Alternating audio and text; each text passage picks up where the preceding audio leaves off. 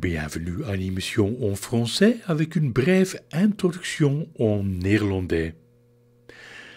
Mijn naam is Lodewijk de Leu en dit is een nieuwe aflevering van Beginnen met Erfgoed op Ik Was Hier Live. Het klein maar bruisende Houtkerken stroomt vol voor het carnaval. Dit jaar met een extraatje, de preselectie van het wereldkampioenschap Meeuwenschreeuwen. Burgemeester Samuel Buvert vertelt. Bien bonjour, bienvenue à Houtkerk, ce petit village flamand qui va perpétuer sa tradition annuelle de l'organisation du carnaval. Donc je suis le maire de ce village depuis 2014 et puis quand je me suis installé dans ce village, il y avait un carnaval. Moi je venais plutôt de la région dunkerquoise et nous avons un président, nous avons un habitant houtkerquois qui était un spécialiste du carnaval dunkerquois qui a demandé au maire précédent de pouvoir organiser il y a 22 ans un carnaval à Houtkerk. Et puis de 50 personnes, vous le verrez si vous restez tout à l'heure, avec ce beau temps-là, on attend à peu près 4000 personnes ici pour un village de 1000 habitants.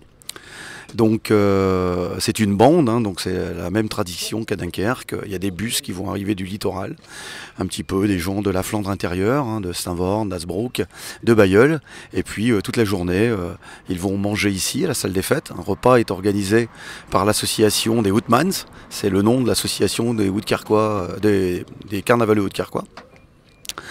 Et puis cette année, il y a une nouveauté. J'ai été sollicité par un groupe dunkerquois qui organise le championnat du monde du cri de la mouette.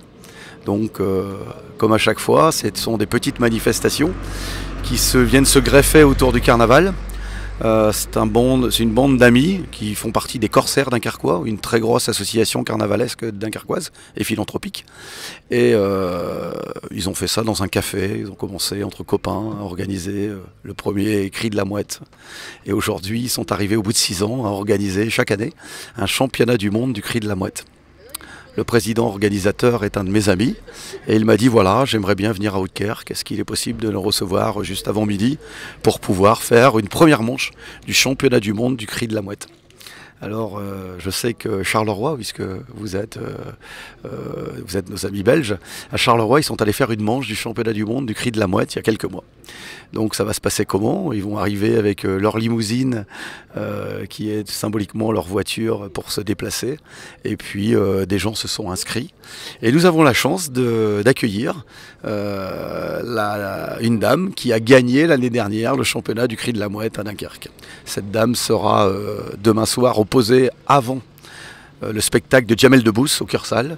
Il a entendu parler de cette anecdote locale et puis il veut mesurer sa voix à cette personne. Donc voilà ce qui va se passer aujourd'hui dans ce village.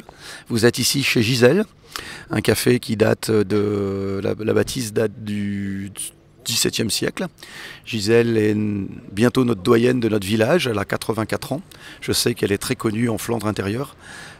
Côté belge, parce que ici vous avez bon nombre de vos concitoyens qui viennent goûter le meilleur picon du monde. C'est ici que ça se passe. Voilà.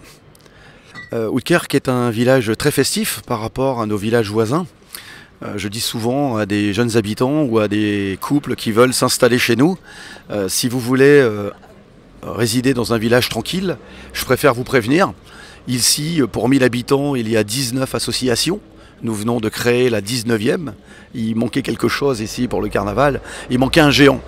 Donc nous avons créé fin décembre une nouvelle association des géants. Nous allons créer en 2019 un géant. Et je pense que pour le début de l'année 2020, on pourra faire une grande fête encore pour la présentation de notre géant, comme dans le village à côté, Winzel a eu en 2018 un géant. Donc il y a beaucoup de traditions qui se passent dans ce village, elles sont diverses, variées, mais toujours autour de la fête.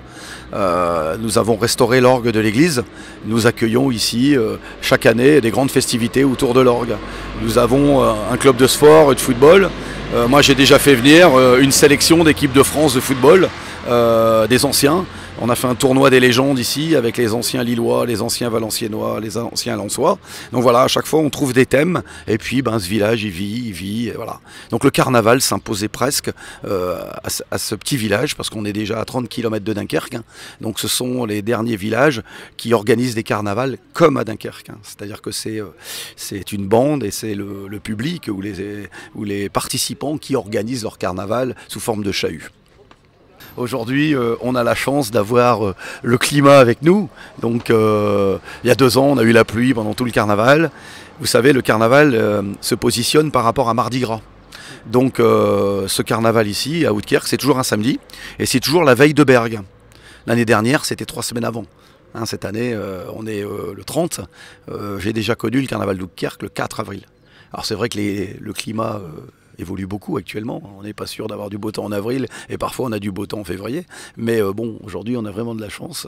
On a vraiment une fenêtre là pendant quelques jours et je crois qu'on nous annonce 16 à 17 degrés.